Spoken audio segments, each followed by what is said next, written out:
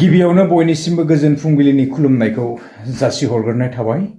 नैबे समावहाय आङो गोदान मोनसे भिडिअ लानानै फिन खेबसे चेनेलाव फैफिनबावनाय जाबाय। जायफ्रा मोजां मोनो नैबे भिडिअखौ नायलांनो हागोन आरो गोसो गैयैफ्रा नायाब्लाबो जागोन आरोना।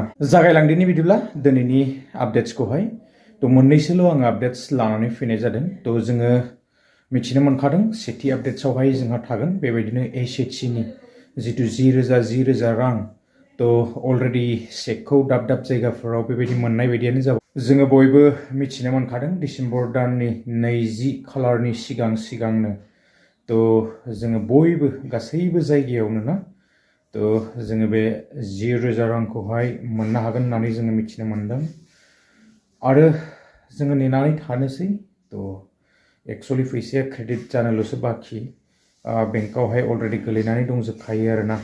खालि माने फैसाया हाबनांगौल'सो, जास्ट एसे सम लागोन, बिनि उनावनो फैसाया एकाउन्टआवहाय फैगोन आरोना। गुबुन मोनसे आपडेट्सआ बेनो जोंहा CM ट्रिपल ए नि इन्टारभिउआबो जोंहा जानानै थांबायमोन आरो बेबायदिनो गोबांफोरा होदों इन्टारभिउखौहाय। दा माला मोनगोन राङा ना? राङा निस्सय हाबगोन साननैसोनि उनावनो आरो जोङो जायफ्रा इलिजिबल जाबाय मोनगोन, सेलेक्टेड जानायफोराहाय ना। दा जोङो नेनानै थानि साननैसो मा आपडेट्स ओंखारबोयो, आपडेट्सफोर फैयोबा लानानै फैगोन आरोना।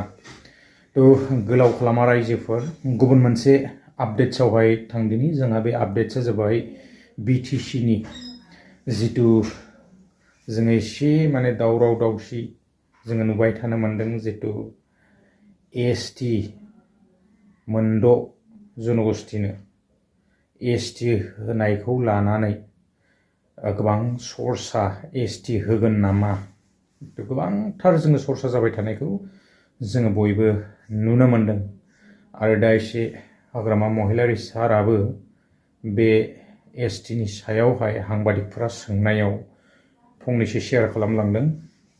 आङो बे क्लिप्सखौबो होनानै होगोन।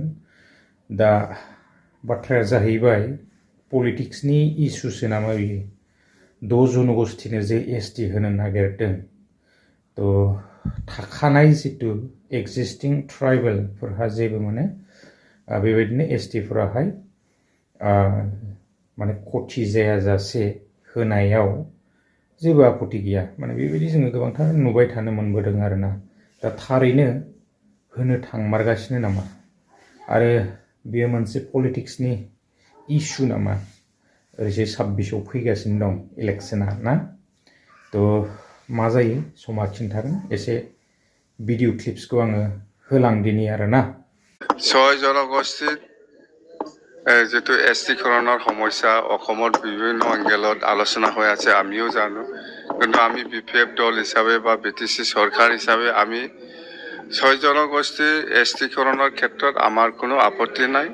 খালি কথা সেইটোৱে, প্ৰেজেণ্ট ট্ৰাইবেলে একো নষ্ট হ'ব নালাগে, একো ইফেক্ট হ'ব নালাগে এক্সিষ্টিং ট্ৰাইবেলৰ কথা সেইটাই।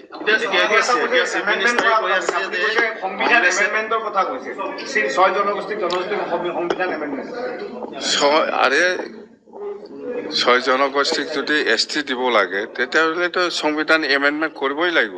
এইটোতো নতুন কথা নহয় বা নতুন বিষয় নহয়। এমেণ্ডমেণ্ট কৰিহে STকৰণৰ সমস্যাটো সমাধান কৰিব পাৰিব। আৰু কথা সেইটোৱে, আমাৰ প্ৰেজেণ্ট ট্ৰাইবেলটো একো ইফেক্ট হ'ব নালাগে, একো নষ্ট হ'ব নালাগে, কথা সেইটোৱে।